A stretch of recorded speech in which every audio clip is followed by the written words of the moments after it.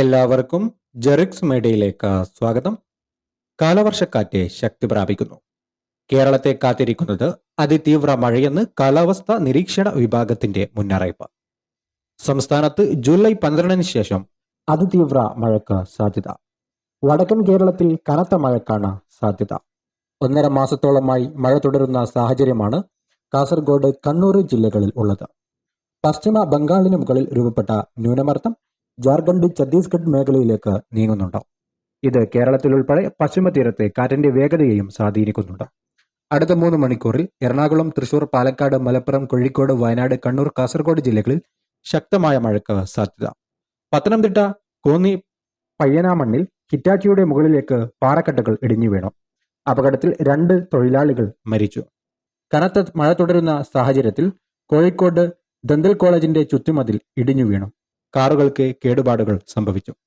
തെക്കൻ ഗുജറാത്ത് മുതൽ തീരദേശ കർണാടക വരെ കടലിന് മുകളിലായി രൂപപ്പെട്ട ന്യൂനമർദ്ദപാത്തിയുടെ സ്വാധീന ഫലമായി ഗുജറാത്ത് മുതൽ കേരളം വരെ ശക്തമായ മഴയ്ക്കും മണിക്കൂറിൽ 45 കിലോമീറ്റർ വരെയുള്ള വേഗതയിൽ അതിശക്തമായ കാറ്റിനും സാധ്യത.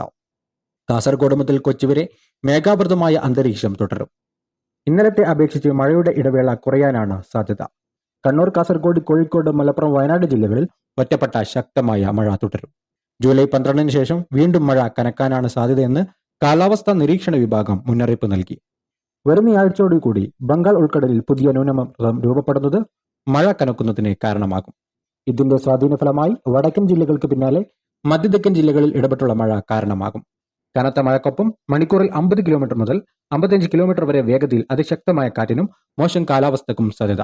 തീരദേശ മേഖലകളിൽ കള്ളക്കടൽ പ്രതിഭാസത്തിന്റെ ഭാഗമായുള്ള കടലാക്രമണത്തിന് സാധ്യതയുള്ളതിനാൽ പൊതുജനങ്ങൾ ജാഗ്രത പാലിക്കണമെന്ന് മുന്നറിയിപ്പ് നൽകിയിരിക്കുകയാണ്.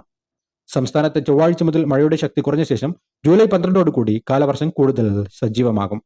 വരും ദിവസങ്ങളിലെ കാലാവസ്ഥാ അറിയിപ്പുകൾക്കായി ചാനൽ സബ്സ്ക്രൈബ് ചെയ്യാൻ മറക്കാതിരിക്കുക.